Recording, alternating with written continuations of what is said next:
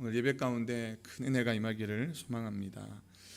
여러분, 작년까지 37년 동안 한 번도 1위 자리를 내주지 않은 것이 있습니다.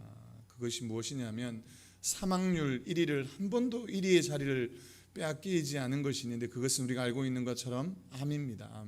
암은 그러니까 이 조사를 하기 시작한 것이 37년 전이었고요. 물론 그 전까지 다 포함하면 사실 지금까지 사망률의 1위를 몇 년 동안 해왔을까라고 생각해 보면 꽤 긴 시간이겠지만, 어쨌든 조사를 한 이후로부터 37년 동안 2020년 작년까지 한 번도 1위를 내어주지 않은 것이 바로 암입니다. 암.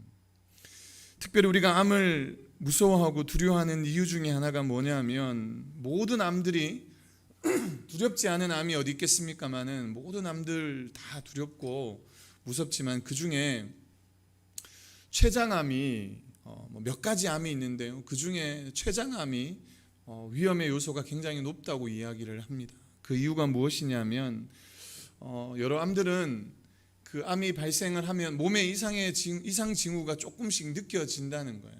그런데 몇 가지 암 중에 물론 그 대장암도 그렇긴 하지만 이 췌장암이 전혀 전조 증상이 나타나지 않다가 이제 조금 몸에 이상이 생겨서 병원에 가서 진단을 받게 되면 거진 3기 이상 말기에 가까운 어떤 진단을 받게 되어진다는 것이죠. 그러다 보니까 손을 쓸 수 없는 상황에 놓이게 되기 때문에 많은 사람들이 이 췌장암에 걸리게 되면 또 어려운 어떤 일들을 이야기 많이 합니다. 전조 증상이 나타나서 지금 내가 조금의 이상이 있어서 병원에 가서 유방암이나 이런 것들은 조금의 이상이 있어서 가서 하면은 어느 정도 치유가 되고 회복이 되어지지만, 그렇지 않은 암이 있다는 것이죠. 어느 정도의 전조 증상이 나타났을 때 어떻게 행해야 하는지 우리에게 또한 매뉴얼을 가르쳐 주고 있는 것인지 모르겠습니다. 오늘 제목은 전조 증상이 나타나면이라는 것이 오늘 본문의 제목인데요, 이 제목을 통해서 정말로 전조 증상이 나타나면 조금 전에 말씀드렸던 것처럼 안 나타날 수도 있지만 우리의 인생에, 우리의 삶에 분명히 경고의 메시지가 주어진다는 거죠. 전조 증상들이 나타났을 때 우리가 어떻게 살아야 할 것이며 어떻게 그 일들을 이겨내야 할 것인지 말씀 가운데 한번 살펴봤으면 좋겠습니다. 징기스칸의 일화가 있는데요, 이 징기스칸이 참 많은 영토를 넓혀갔던 사람이지 않겠습니까? 그런데 징기스칸의 예화가 하나 있는데, 이 징기스칸이 좋아하는 동물이 하나 있었습니다. 사냥을 갈 때 늘 데리고 다녔던 그의 애완 새가 있었죠. 그것이 뭐냐 하면 바로 매입니다. 매. 무서운 매가 그의 애완 동물이었는데요, 어느 날 사냥을 열심히 하다가 이제 바위 틈에서 잠깐 쉬고 있는 동안에 이제 이 징기스칸이 물을 먹기 위해서 물병에서 물을 이렇게 따라 놓습니다. 그런데 이 매가 갑자기 따라 놓았던 물을 이렇게 툭 친 거예요. 그래서 징기스칸이 처음 한 번은 용서해 줄 수 있잖아요. 그래서 툭 쳐서 물을 다 쏟아버리고 맙니다. 사냥을 한참 하다가 이 목이 말라 있는 이 징기스칸에게 이 물은 굉장히 소중한 거였는데, 이 매가 자기가 사랑하니까 첫 번째는 용서해 줄 수 있었던 거예요. 그런데 두 번째 다시 물을 이렇게 쭉 따랐는데 또 이 매가 실수인지 어쨌는지 알 수 없는데 자기의 깃털로 이렇게 담겨져 있는 것을 툭 칩니다. 그러니까 어떡하겠습니까? 또 물을 마실 수 없는, 그러니까 물을 담겨져 있는 그 그릇이 땅에 떨어지니까 재차 한 번 더 물을 따랐습니다. 그런데 이 세 번째도 마찬가지로 이 매가 깃털로 물병을 쳐버린 것이죠. 그래서 징기스칸은 가지고 있는 칼을 뽑아서 단칼에 그 매의 목을 베어버렸다는 일화가 있습니다. 그런데 이제 다시 그 물병에 있었던 물이 다 없어지니까 그 옆에 물이 있는 곳에 물을 뜨려고 보니까 옆에 뭐가 있었냐면 독사가 이 징기스칸을 향해서 이렇게 머리를 세우고 있더래요. 그래서 징기스칸이 생각합니다. 내가 사랑하고 아꼈던 그 매가 나에게 경고하기 위해서, 나에게 이 증상을 가르쳐 주기 위해서 당신 지금 잘못하면 뱀에게 물릴 수 있으니까 조심하라는 메시지를 주기 위해서 그렇게 3번이나 나에게 물을 먹을 수 없도록 만들어 주었는데, 자기는 그것을 알지 못하고 깨닫지 못하고 그의 목을 베어버린 것 때문에 다시는 그런 실수를 하지 않겠다, 뭐 이렇게 결단한 이야기가 이 징기스칸의 예화에 담겨져 있습니다. 무엇을 이야기하고 싶냐면 그만큼 우리의 인생에, 우리의 삶에 반드시 전조 증상이 나타날 수 있다는 것이죠. 경고의 소리가 반드시 일어날 수가 있습니다. 우리가 많은 분들이 운전을 하고 다니시지만 운전을 하면 이렇게 계기판에 기름이 얼마만큼 있는지 늘 확인하지 않습니까? 지금은 좋은 차를 타고 다니면 숫자로 표기하잖아요. 주유소에 가려면 몇 킬로 정도 더 탈 수 있습니다라고 이렇게 표시를 하는 것처럼 늘 표시를 합니다. 그런데 그 경고 메시지를 보지 않고 먼 길을 계속해서 운전해 보십시오. 결국은 기름이 앵꼬가 되면 차는 멈추게 되어지죠. 멈추기 직전에 빨간불이 들어옵니다. 빨간불이 들어오는데요, 처음에는 그 빨간불이 다 똑같지는 않겠지만 제가 경험한 바에 의하면 처음에는 그 빨간불이 한번 들어왔다가 사라져요. 한참 있다가 사라집니다. 그런데 점점점 기름이 없어질 가까이 되면은 그 빨간불이 켜지는 횟수가 짧아지고 이렇게 많아집니다. 그러면 이제는 거의 기름이 없다고 생각해야 되죠. 그것마저 우리가 놓치게 되면 멈출 수밖에 없는데요, 이 전조 증상이 나타났을 때 우리의 인생, 우리의 삶이 어떻게 해야 될 것인가? 그런 메시지가 있음에도 불구하고, 빨간 경고등이 켜짐에도 불구하고 계속해서 우리가 차를 몰고 갔다가는 결국은 멈출 수밖에 없다는 겁니다. 여러분 생각해 보십시오. 고속도로를 달리다가 기름이 없어서 이 차가 멈추게 되면 갑자기 차가 멈추었을 때 대형 사고로 이어질 수 있지도 않겠습니까? 우리 인생의 삶에 이 빨간불이 들어왔을 때 우리가 어떻게 해야 될지 말씀을 통해서 한번 깨닫기를 소망합니다. 오늘 우리가 읽은 본문의 말씀은 요엘서인데요, 이 요엘서는 우리가 조금 알고 넘어가야 될 부분이 있는데, 부두엘의 아들 요엘에게 임한 여호와의 말씀이니라 라고 하면서 이 요엘이 시작합니다. 그런데 사실은 이 요엘이 누구인지 성경에 정황상 잘 드러나 있지 않습니다. 성경학자들이 열심히 연구하지만 이 요엘이 사실 누구인지 잘 모릅니다. 그리고 시대적 상황도 여러 이렇게 그 상황들을 봤을 때 언제인지 정확하게 가늠해 볼 수 없는 것이 바로 이 요엘서입니다. 그런데 어쨌든 성경학자들이 열심히 연구한 끝에 이 요엘은 그의 이름은 여호와는 우리 하나님이시다라는 뜻을 가지고 있다고 밝혀내고, 물론 이것은 히브리어 원문에 그대로 그의 이름에 밝혀진 뜻이기 때문에 쉽게 가늠할 수 있지만 그가 어떤 시기에 살았는지 정확하게 가늠할 수 없습니다. 그런데 성경학자들은 BC 835년 정도로 이것을 보고 있는데요, 이 요엘이 경고의 메시지, 요엘이 예언하는 것이 무엇이냐면 그날에 대해서 얘기합니다. 그날은 바로 여호와의 날을 이야기하는데, 여호와의 날에 대해서 이야기를 합니다. 이것이 남유다가 멸망하는 것이 북이스라엘이 722년에 멸망하고 남유다가 586년에 멸망하는데요, 이 586년과 835년을 생각해 보면 이 요엘이 살았던 시대는 유다가 멸망하기 수백 년 전에 이미 경고의 메시지를 조금 전에 말씀드렸던 것처럼 이 빨간불을 켜고 있다는 거예요. 그러면서 이 요엘이라는 사람이 이스라엘 백성들에게 얼마나 강력하게 오늘 일어날 일들에 대해서 이야기하고 있냐면 2절 말씀에 이렇게 이야기합니다. 2절 3절 말씀인데요, 같이 한번 읽겠습니다. 시작.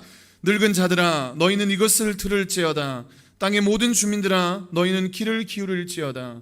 너희의 날에는 너희 조상들의 날에 이런 일이 있었느냐? 너희는 이 일을 너희 자녀에게 말하고 너희 자녀는 너희 자기 자녀에게 말하고 그 자녀는 후세에 말할 것이니라. 아멘. 여러분, 늙은 자라고 표현하는데 이렇게 하면 이제 나이가 드신 분들이 늙은 자 이러면 좀 기분 나쁠 수 있는데요, 이 원문의 정확한 의미는 늙은 자라는 의미가 아니고요, 이제 엘더라는 의미 속에, 엘더는 나이가 많은 사람도 엘더에 속하고요, 그 당시에 장로도 여기에 속해 있습니다. 그 시대를 함께 리더십으로 이끌어야 되는 사람들을 이야기를 하는데, 어쨌든 나이가 많았던 그 당시에 리더가 되었던 개념이 되었던 상관없이 그 사람들에게 이 경고의 메시지를 시작하는데 뭐라고 이야기하냐면, 이전까지 지금까지 너희들이 경험해보지 못했던 일들이 이제 나타날 것인데 너희가 너희 자녀에게, 그러니까 1대 이제 2세에게 이야기하죠. 그 자녀가 그 자녀에게, 3세에게, 그 자녀가 그 자녀에게. 여러분, 보통 이 정도 되면, 보통 우리가 얘기할 때 너희가 자녀들에게 이렇게 이야기하지 않겠습니까? 그런데 오늘 이 요엘이 얼마나 지금 중요한 말씀을 전하고 싶고, 얼마나 이 경고의 메시지를, 얼마나 이 빨간불을 켜고 있느냐 하면, 제가 조금 전에 말씀드렸던 자동차가 기름이 없으면 빨간불을 이렇게 켜고 있다가 어느 정도 시간이 더 지나면 깜빡깜빡 거리는 것처럼 지금은 거의 긴박하고 있음을, 얼마나 긴박하고 있다는 사실을 보여주고 있는 거예요. 내가 내 자녀에게 뿐만 아니라 그 자녀가 그 자녀에게, 그 자녀가 그 자녀에게까지. 요엘이 계속 설명할 수 있다면 그 자녀가 그 자녀에게 계속해서 지금 우리가 증거하고 이야기해 줘야 될 사명이 있다는 것을 가르쳐 주고 싶은 것이 아니겠습니까? 3번 이상 반복했다는 것은, 이것은 계속해서 영원히 우리가 자녀에게 가르쳐야 될 중요한 이유임을 이야기하고 있습니다. 그런데 그 중요한 이야기가 무엇입니까? 너희가 지금부터 잘 들어야 되는데, 그 잘 들어야 되는 내용을 내가 이제 이야기하겠다. 근데 이 이야기를 자녀 손손 대대손손 가문 그대로 이어져 나가야 됨을 이야기하고 있습니다. 그 이야기가 바로 4절의 이야기입니다. 4절의 이야기. 팥중이가 남긴 것을 메뚜기가 먹고, 메뚜기가 남긴 것을 느치가 먹고, 느치가 남긴 것을 황충이 먹었도다. 이 이야기입니다. 여러분이 지금 이야기하니까 그런데요, 팥중이가 뭐고 메뚜기는 우리가 잘 아니까, 느치도 어렸을 때 시골에서 잡아봤으니까 다 아실 거라고 생각하는데, 이 4가지의 이 메뚜기 종류에, 사실은 다 메뚜기 종류죠. 어떻게 보면 다 메뚜기입니다. 그런데 이 메뚜기 종류의 4가지 종류의 메뚜기가 성경에서 조금씩 다르게 표현하고 있는데, 이 4가지를 우리가 조금 더 안다면 생각이 달라질 수 있습니다. 첫 번째 이 메뚜기의 종류는 원문에 살펴보면 어떤 의미를 가지고 있냐면, 이 팥중이는 갉아먹는 메뚜기입니다. 갉아먹는 메뚜기. 이 갉아먹는 메뚜기가 곡식이나 나무에 달라붙어서 부드럽고 먹기 좋은 부분을 갉아먹기 시작하는 메뚜기가 바로 팥중입니다. 그러니까 이제 쉽게 말하면 1차로 대충 이렇게 곡식들을 베어 먹는 거죠. 두 번째 2차로 오는 것은, 이것은 떼지어 오는 메뚜기를 의미합니다. 물론 메뚜기가 대부분 떼를 지어 오지만, 이것은 떼를 지어, 원어의 의미에서는 떼를 지어 움직이는, 모이는 메뚜기를 말하고 있고요. 이 떼를 지어서 첫 번째는 조금씩 갉아먹는 메뚜기가 왔다면, 두 번째는 떼를 지어 이제는 인해 전술로 완전히 막 덮어버리는, 그래서 덮어버려서 웬만한 것들을 다 먹어치워버리는 이 메뚜기가 두 번째 2차 때 오게 될 것이고, 그들이 남긴 것은 두 번째 메뚜기가 먹는다는 거예요. 이 세 번째는 이 느치라고 표현하는 이 메뚜기는 그야말로 어떻게 표현하냐면 포복하는 메뚜기. 원어의 의미가 그렇습니다. 포복하는 메뚜기. 메뚜기가 어떻게 포복하겠습니까? 그런데 이 포복한다는 의미는 어떤 의미냐면 완전 그냥 훑고 지나간다는 거예요. 쫙 달라붙어서, 여러분 포복한다고 생각해 보십시오. 완전히 납작하게 달라붙어서 이전에 남겨진 것들을 또 사그리채 그냥 다 먹어치워버리는 것이 이 세 번째 종류의, 느치라고 표현하지만, 우리가 성경을 번역할 때 느치라고 표현하지만 이 메뚜기가 그런 메뚜기입니다. 마지막 이 4번째는 껍질을 벗기는 메뚜기 의미를 가지고 있어요. 그냥 생각하면 똑같은 메뚜기지만 이 4번째 메뚜기는 이제 더 이상 먹을 게 없으니까 나무의 껍질까지도 다 먹어치우는 그런 메뚜기가 이 4번째 메뚜기입니다. 조상들이 이전에도 경험하지 못했던 이런 대단한 일들이 지금 앞으로 너희들의 인생에 나타날 것임을 오늘 요엘은 경고하고 있는 것이죠.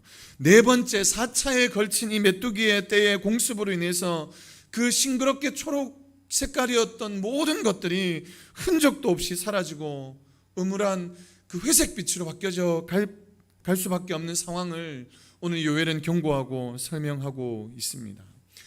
여러분 한번 생각해 보십시오. 4번에 걸쳐서, 한 번도 아니고요, 4번에 걸쳐서 그렇게 습격하고 지나갔을 때 과연 그 땅이 어떨까, 그리고 그 지역이 어떻게 다시금 회복할 수 있을까 생각이 들어가는데요.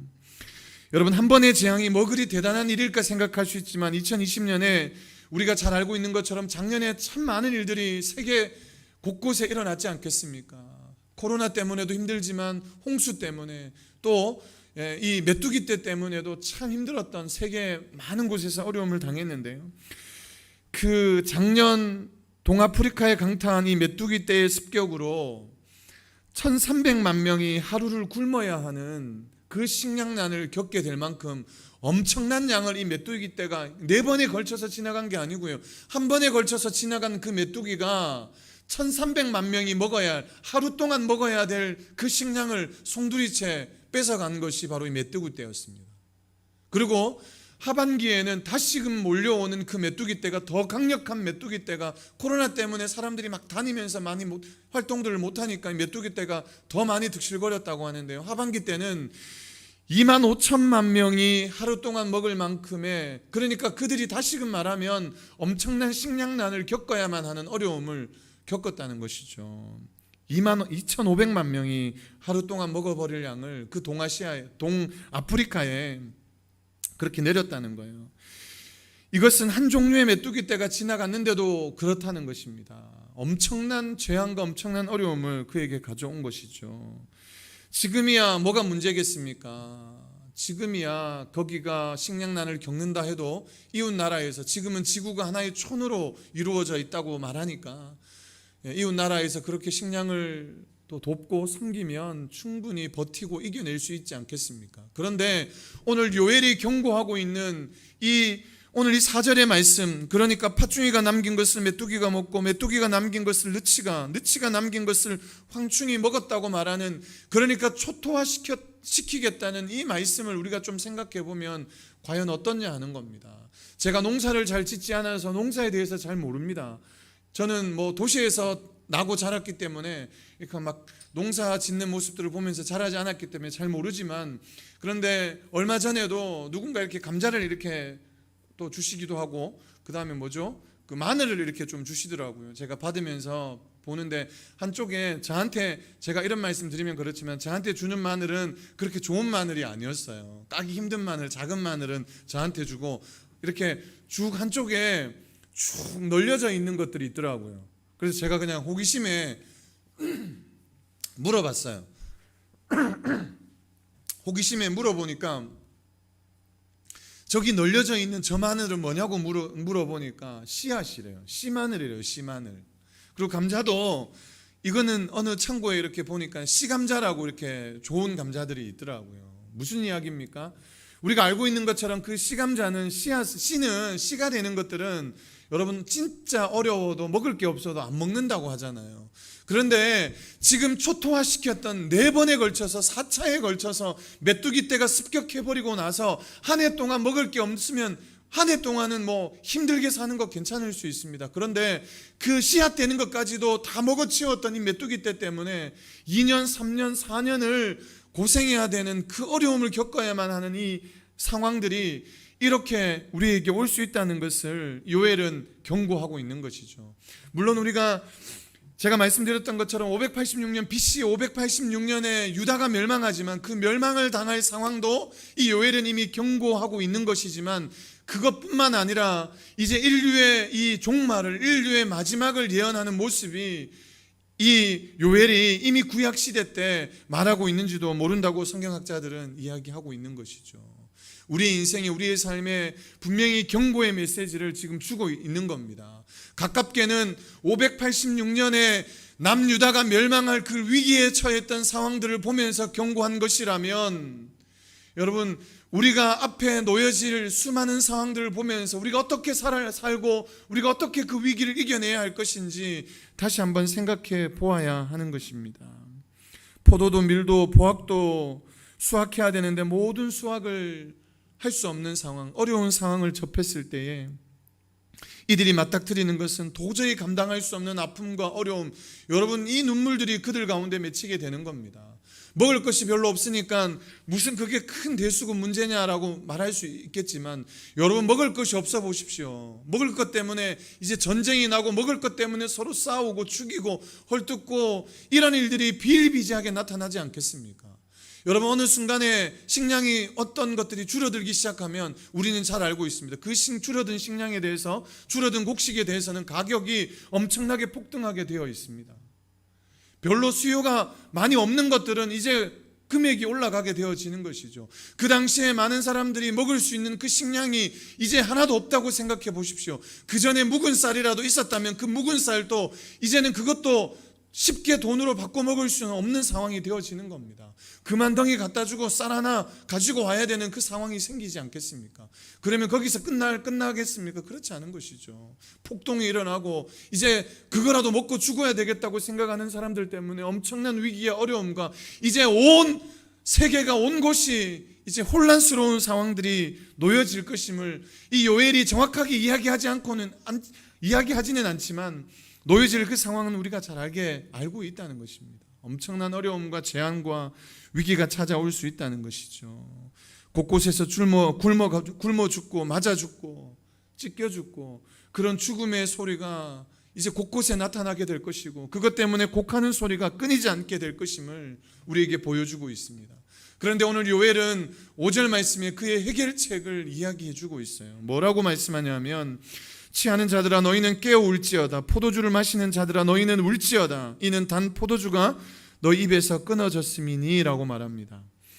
그러니까 취하는 자들아, 이제 흥청망청 취했던 자들이 이제 너희는 깨어서 울라고 이야기합니다. 이제 너희들이 그 경고의 메시지를 알고 지금 사실 이 요엘의 이야기를 잘 들어보면 나타나지 않았음에도 불구하고 나타난 것처럼 표현하고 있습니다. 이미 임한 것처럼 그 재앙이 임한 것처럼 이야기하고 있는데요. 어쨌든 취한 자들아 너희는 깨어 울라고 이야기합니다. 포도주를 마시는 자들아 너희는 울지어다. 이제 너희들이 그냥 포도주 마시고 흥청망청 기쁘고 즐겁게 있을 때가 아니고 이제는 너희들이 회개하고 울고 엎드려야 될 때임을 이야기해 주고 있는 것이죠. 내가 너희들에게 그렇기 때문에 그 엄청난 재난과 공포와 어려움이 몰려올 것을 이야기해 주고 있는 것이라고 말하고 있는 것입니다.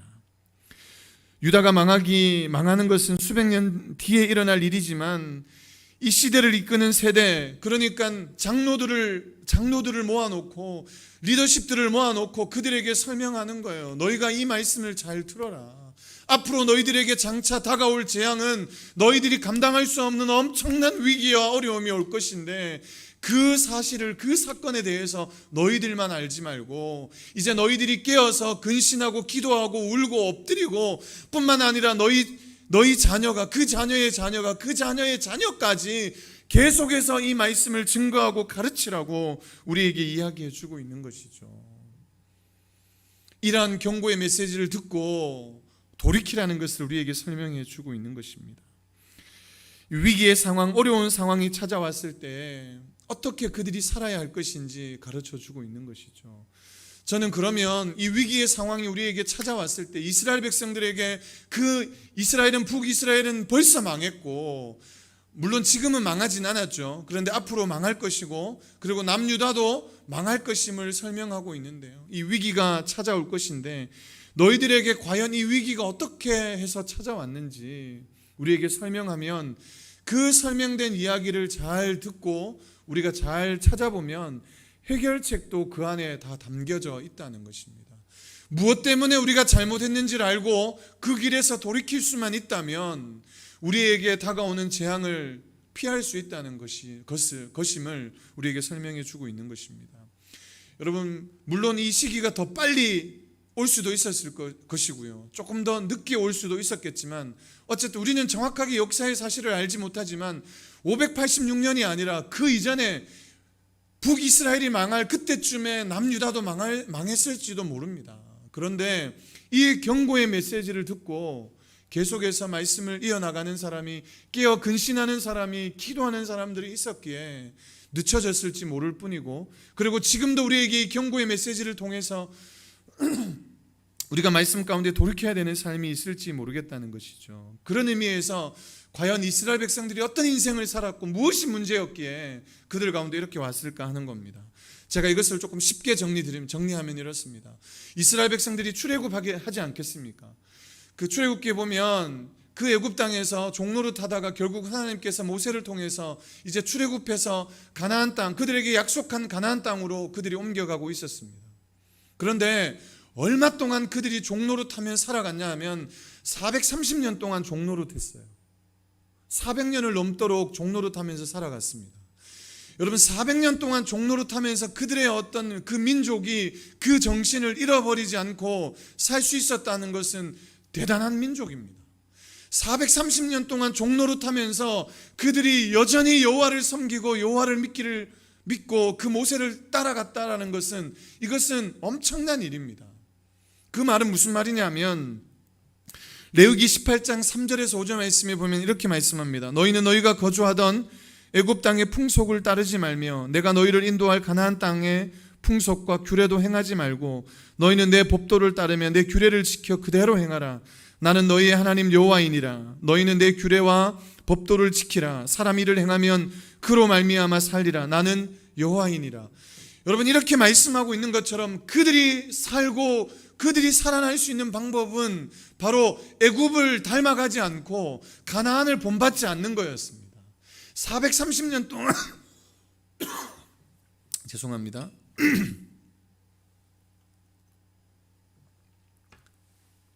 430년이라는 시간 동안 그들 가운데 가지고 있었던 그 민족이 이어져 갈 수 있었던 것은 바로 얼마나 촌스러움이고 얼마나 그들 가운데 있었던 것이 참 다른 사람들이 보기에 부족한 모습, 종 같은 모습이었겠습니까? 430년 동안 그렇게 그들은 살아갔던 거예요. 살아냈던 거예요. 많은 것을 바라보면서 그들 애굽의 문화를 흉내내고 애굽을 따라가고 싶었으나 그러나 그렇게 따라가지 않고 430년이라는 시간 동안 그렇게 살아왔던 시간들이 바로 이스라엘 백성들의 모습이었습니다. 그런데 그들이 어떻게 바뀌기 시작했냐 하면 애굽의 문화뿐만 아니라 가나안의 문화를 그대로 습득하고 말았던 것이죠. 그들이 본받지 말아야 될 가나안을 그들이 본받기 시작하면서 문제가 발생되기 시작했습니다. 여러분, 우리 성도는 세상 가운데 구별되게 살아야 될 하나님의 거룩한 사람입니다. 그런데 우리가 구별이라는 것이 사라지고 나면 우리를 성도라고 말할 수 없는 것이죠. 우리가 세상 사람들과 살아가면서 똑같은 모습으로 살아간다면, 어디에 내놔도 그 사람이 크리스찬의 모습이 전혀 드러나지 않는다면 그 사람을 우리는 성도라고 말할 수 있겠습니까? 우리가 간혹 그런 것을 봅니다. 와, 저 사람이 집사야. 제가 오늘 아침에 이렇게 페이스북을 잠깐 보다가 보니까 어떤 목사님이 남겨놓은 글이 있습니다. 최근에 앞장서서 일하는 많은 정치 지도자들이 바로 다 집사라는 거예요. 우리가 알만한 이름만 들으면 정세균 총리를 비롯해서 많은 사람들이 교회 집사라는 거예요. 경악을 금치 못하겠다, 이런 이야기를 하는데, 물론 그들의 정치적인 어떤 모습과 신앙의 모습이 다를 수는 있지만 그들을 비난하는 것이 아니고요, 우리가 어떻게 인생을 살다 보면 그런 것을 경험할 때가 있지 않습니까? 와, 저 사람이 집사야, 저 사람이 교회 다니는데 저 사람이 성도라고, 그러면 내가 저 사람이 다니는 교회는 안 가겠다. 내가 저 사람이 믿는다면 내가 저 사람이랑, 심지어는 저 사람이 만약에 천국 가 있다 그러면 난 지옥 가겠다, 이러는 사람도 있지 않겠습니까? 지옥이 얼마나 무서운지 모르고 하는 이야기겠지만, 여러분, 우리가 정말 우리 안에 세상과 다름이 없다면, 세상과 구별됨이 없다면 우리는 그 사람을 성도라고 말할 수 없는 겁니다. 성도는 유일하게 세상과 구별된 사람들을 성도라고 하지 않겠습니까? 물론 예수 그리스도를 믿고 의지하는 사람들이지만 세상과 구별되는 삶을 살아야 하는 것이죠. 430년 동안 종노릇하며 애굽의 종노릇하며 살아가지만 애굽에 동료될 수 없는 사람들이 바로 이스라엘 백성들이었고 하나님의 선민이었다는 사실입니다. 너희가 가나안 땅, 약속의 땅으로 들어가도 그 땅에 들어가서도 절대로 그 땅에 동료하지 말고, 그 땅을 닮아가지 말고, 그 땅을 본받지 말고 하나님이 허락한 그 규례와 법도를 따라서 살라고 말씀합니다. 그래야지 우리가 살 수 있다고 가르쳐 주고 있는 것이죠. 교회가 제대로 사명을 감당하지 못하니까, 성도가 성도의 사명을 제대로 감당하지 못하니까 위기가 오고 어려움이 오고 낭망된 일들을 경험하게 되는 것입니다. 오늘 이 요엘이 경고의 메시지를 주는 이유가 거기에 있는 것이죠. 너희가 성도답게, 너희가 선민답게, 너희가 하나님의 백성답게 살아가지 못하니까 이렇게 위기가, 어려움이 너희들이 인생에 찾아올 수 있다는 것을 말해주고 있는 것입니다. 요리 우리에게 경고의 메시지를 전하고 있는 이유가 바로 거기에 있는 것이죠. 엄청난 어려움이 몰려올 것인데 우리의 인생이 그 어려움 앞에, 이제 몰려올 어려움 앞에, 그 전조증상 앞에 우리가 어떻게 바뀌어야 할 것임을 가르쳐주고 있는 것입니다. 성도가 성도답게, 교회가 교회답게 그 맡은 사명을 감당하며 나아갈 때에 여러분, 그 고난의 시기가, 어려움의 시기가 늦춰질지 모르겠습니다. 아니, 이미 우리의 인생에, 우리의 삶에 이 코로나로 하여금 이 위기의 순간이 찾아왔는지도 모르겠습니다. 이 위기의 순간이 찾아왔을 때 지금이라도 이 증상이 나타났을 때 앞으로 더 큰 어려움이, 어떤 문제가 나타날지 모르지만 이 위기 앞에, 어려움 앞에 정말 5절에서 말씀하고 있는 것처럼 우리가 깨어 울고 기뻐하는 자들이 그 기쁨을 멈추고 이제는 울고 엎드려야 될 때임을 우리에게 말씀해 주고 있는 것입니다. 코로나 시대에 다시 한번 우리의 믿음과 신앙을 여호와의 그 저울로 달아보아야 하는 것이죠. 무게를 달아보고 나의 신앙이, 나의 모습이 거기에 미치지 못한다고 한다면, 이 코로나 앞에, 이 어려운 상황 앞에 나의 믿음이, 나의 신앙이 하나님의 마음에 흡족하지 못한다고 한다면, 그래 뭐 괜찮아, 코로나니까 뭐 이 정도니까 괜찮아 하면서 끝나는 것이 아니고요, 이 위기 앞에, 어려움 앞에 다시 한번 우리가 무릎 꿇고 엎드려 기도하며 나갈 때에 우리 백성이, 우리의 가정이 살아나는 역사가 임하게 될 줄로 믿습니다. 이 전조 증상이 나타나면은, 나타났으면 우리가 깨달아야 하는 것이죠. 여러분, 코로나가 심각해지기 전에 우리는 이 코로나가 심각해지고 난 다음에 모든 것을 알았습니다. 이것이, 이 코로나의 바이러스가 어디서부터 왔냐 하면 바로 사스 때 왔던 그 코로나의 바이러스가 그 이름 때문에 지금도 코로나로 쓰고 있다는 사실을 우리가 한참이 지나서야 사실은 많은 국민들이 알게 된 것이죠. 그 말인즉슨 그 사스의 바이러스의 코로나 바이러스를 코로나19라고 해서 2019년에 나타난 코로나로 해서 그때 일어났던 바이러스가 계속 변이되었다는 사실을 알면서 우리는 생각하게 되는 것이죠. 분명히 코로나19가 일어나기 이전에 메르스 사태도 있었고 사스 사태도 있었고 분명히 이전에 경고의 메시지가 있었다는 사실이지 않겠습니까?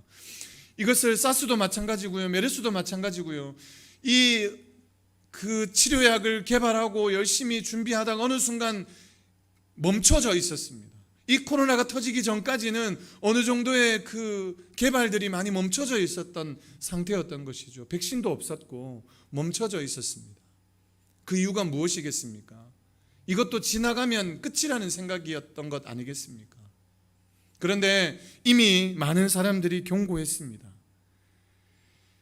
메르스 이후에 엄청난 감염병이 올 수도 있다, 엄청난 변이된 것이 올 수도 있다라는 그 메시지를 의학계에서는 혹은 그런 곳에서는 계속해서 얘기했음에도 불구하고 그것을 듣는 사람은 별로 없었습니다. 앞에 서 있는 목사도 마찬가지였던 것이죠. 코로나가 발병했을 때 뭐 금방 끝날 줄 알았습니다. 그런데 우리가 거기에서 전조 증상을 생각해 본다면, 한번 거기에서 나타내려고 하는 것이 무엇인지 한번 생각해 본다면 우리가 어떻게 살아야 할 것인지 다시 한번 깊이 생각할 수 있지 않겠습니까? 2002년, 2003년부터 그 사스 때부터 만약에 우리가 여기에 대한 대비책을 조금씩 더 세웠더라면 지금과 같은 큰 어려움에 경험하게 되었을까? 그렇지 않았을지 않겠습니까? 여러분, 저와 여러분들의 인생이 그런 것입니다. 단연 제가 감염병을 이야기하는 것이 아니라 우리의 인생에, 우리의 삶에 전조 증상이 나타날 때에 우리는 그냥 대수롭지 않게 여기며 지나가 버리지만 우리는 이것을 심각하게 생각해야 합니다. 우리의 가정에, 우리의 삶에, 우리의 직장에 어떤 모습들이 나타날지 모르지만 제가 다 그것들을 설명할 수 없지만 그러한 모습들이 나타날 때에 우리가 더 깨어 기도해야 되고 엎드려야 될 때라고 생각합니다. 코로나가 우리에게 주어진 이유는 우리가 더 기도하고 엎드리고 회개해야 될 때라고 많은 목회자들이 이야기하고 있는 것처럼 우리가 이 시기에 더 하나님과 가까이 해야 되고 우리가 더 이 시기에 더 말씀을 깊이 파고 그렇게 해야 되지 않겠습니까? 저와 여러분들이 그의 마음을 쏟을 수 있기를 주의 이름으로 축복합니다. 전조 증상이 나타났을 때 우리의 삶이 정말 우리가 어떻게 대비하며 어떻게 살아야 할 것인지 깊이 한번 고민해 볼 수 있기를 소망합니다. 마가복음 12장 1절 이하에 보면 이런 이야기가 나옵니다. 소장농 이야기가 나오는데요, 예수님께서 비유로 말씀하십니다. 어느 한 사람이 포도원을 잘 만들어 놓습니다. 포도원을 잘 만들어 놓고 거기에 울타리도 멋지게 만들어 놓습니다. 그리고 그 사람이 타국에 가기 바로 직전에 포도원 지기들에게, 포도원을 지키는 그 소장농들에게 자기의 포도원을 이렇게 임대해 줍니다. 세를 내어 주는 것이죠. 그래서 내가 지금 외국에 가야 되니까, 타국으로 가야 되니까 내가 가 있는 동안에 당신들이 이렇게 잘 포도원을 잘 가꾸고 잘 소출을 거두어서 여기에 대한 임대세를 자기에게 내라는 거예요. 그렇게 약속을 하고 이 주인은 떠났습니다. 그런데 이제 주인이 정한 때가 되었던 것 같아요. 몇 년을 기약했는지는 모르지만 정한 때가 되어서 이제 돌아와서 종을 한 명 보냅니다. 자기 포도원에 보내가지고, 그래 당신들 지금까지 얼마나 나 때문에 잘 벌어먹고 살았냐, 그러니까 이제 그 벌어먹었던 것들 중에 일부를 떼어서 나에게 약속한 금액을 달라고 그렇게 보냈습니다. 그런데 그 포도원 지기들이, 그 농사를 짓는 사람들이 그 종을 거기서 실컷 두들겨 패고 아무것도 주지 않고 그냥 내어 쫓아버립니다. 이제 포도원 주인은 이 사실을 알고 얼마나 붕괴하고 얼마나 화가 났겠습니까? 그래도 어떡하겠습니까? 다시금 또 다른 종을 보냈죠. 또 다른 종을 보냈습니다. 그런데 그 종도 마찬가지로 두들겨 맞고 결국은 그냥 쫓김을 당합니다. 여러 번 종들을 보내고 나중엔 또 종들을 보냈는데 심지어는 이 종을 그냥 두들겨 팬 정도가 아니고 그냥 죽여버립니다. 그래서 그 다음에 성경에 보면 마가복음 12장 그 이하에 계속해서 보면 그 외에도 많은 사람들을, 많은 종들을 계속해서 보내는데 그 중에 죽인 사람, 그 다음에 그 중에 맞아서 돌아온 사람, 그렇게 놓여질 만큼 그런 일들을 경험합니다. 그때 이 포도원 주인이 이제는 어쩔 수 없다, 이제는 더 이상 종을 보낼 수 없구나, 그래서 자기가 정말로 아끼는 아들을 보내야 되겠다. 아들을 보내면 그들이 극진히 존대해서 아들에게는 내게 약속한 것을 치루어 주겠지라고 생각하면서 그의 아들을 보냅니다. 그런데 어떻게 됩니까? 그의 아들까지도 결국은 죽이게 되죠. 이 농부들이 자기들끼리 작전을 짭니다. 모여서 회의합니다. 이 유산을 상속받을 이 상속자만 없다면 이제 이 땅은, 저 사람도 죽고 나면 이제 이 땅은, 바로 이 포도원은 우리 것이 될 것이다. 그러면서 악한 마음으로 결국은 그 아들까지 죽이는 것이죠. 여러분, 예수님께서 비유로 말씀하신 것이 바로 이 역사였지 않겠습니까? 예수님께서 심지어는 수많은 선지자들을 하나님께서 보내셨고 이제 회개하고 돌이켜라고 그렇게 많은 경고의 메시지를 주었음에도 불구하고 듣지 않았던 사람들 때문에 결국은 그의 독생자 예수 그리스도를 이 땅 가운데 보내셔야만 하셨던 그 안타까운 상황이 벌어지고 만 것입니다. 여러분, 종을 보냈을 때, 첫 번째 종을 보냈을 때, 내 주인님, 제가 지금까지 잘 벌어먹었고 당신 덕택에 내가 이렇게 자녀들도 잘 건사하고 잘 살았지 않습니까? 이제 제가 그 받았던 은혜를 다는 아니지만 일부를 돌려드리겠습니다 라고 했더라면 그 포도원 주인과 이 농부 간의 갈등이 없었을 것인데 그렇게 하지 못했던 거예요. 이 전조 증상이 나타났음에도 불구하고, 종들이 와서 나타났음에도 불구하고 그렇게 하지 못한 겁니다. 결국은 그 아들까지 죽이고 말았던 모습이, 예수 그리스도 십자가에 못 박고 말았던 모습이 바로 우리의 모습일지 모르겠다는 거예요. 예수님께서 비유로 말씀하셨지만 이것이 단연 유대인의 어떤 모습이 아니라 저와 여러분들의 모습일 수도 있다는 거예요. 여러분, 하나님께서, 예수님께서 우리로 하여금 경고의 메시지를 주고 있음에도 불구하고 우리는 전혀 그것이 경고라고 생각하지 않는 겁니다. 전혀 우리는 거기에 갈등도 없습니다. 괜찮아, 조금 지나면, 그냥 지나가면 괜찮겠지, 이 정도면 어때 하고 그냥 쉽게 넘어가지만, 그런데 그 경고의 메시지를 받지 않으면 엄청난 재앙과 어려움이 우리의 삶 가운데 속히 나타날 수밖에 없다는 사실을 저와 여러분들이 기억했으면 좋겠습니다. 이것은 단연 온 나라의 위기만을 말하는 것이 아니라 가정과 개인과 그리고 자녀들에게, 직장에게 동일하게 나타날 수 있다는 사실을 여러분 기억하시면 좋겠습니다. 이 전조 증상이 나타나면 우리가 어떻게 해야 되겠습니까? 오늘 5절에서 말씀하고 있는 것처럼 우리의 죄 때문에, 우리의 무력함 때문에, 우리의 연약함 때문에 이런 증상이 나타난다면 그 자리에 엎드려 기도하는 방법밖에 없습니다. 그 자리에 엎드려 울 수 있는 방법밖에 없습니다. 주님, 내가 죄인입니다. 주님, 내가 잘못했습니다. 그렇게 엎드리는 방법밖에 없는 것입니다. 저와 여러분들이 정말 이 어려움 앞에, 위기 앞에 엎드려 기도하며 나갈 때에 이 어려움을, 이 위기를 돌파할 수 있는 힘이 생길 줄로 믿습니다. 저와 여러분들이 어려움 가운데 힘들지만 정말 그 전조 증상을 무시하지 말고, 그 위기를 무시하지 말고, 이 어려움 앞에 주님, 내가 더 엎드리겠습니다. 내가 더 무릎 꿇겠습니다.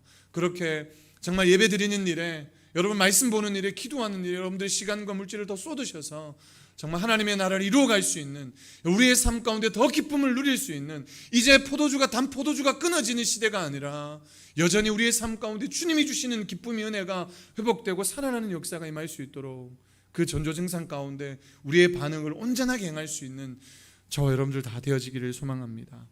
그러할 때 우리의 자녀도 살아나는 것이고요, 우리의 가정도 살아나는 것이고요, 우리의 교회도 나라도 다시금 살아나게 될 줄로 믿습니다. 교회가 교회될 때, 성도가 성도될 때, 목사가 목사될 때 그렇게 살아나는 것 아니겠습니까? 저 여러분들이 거기에 마음을 쏟고 함께 달려갈 수 있는 저 여러분들 되기를 주의 이름으로 축복합니다. 기도하겠습니다.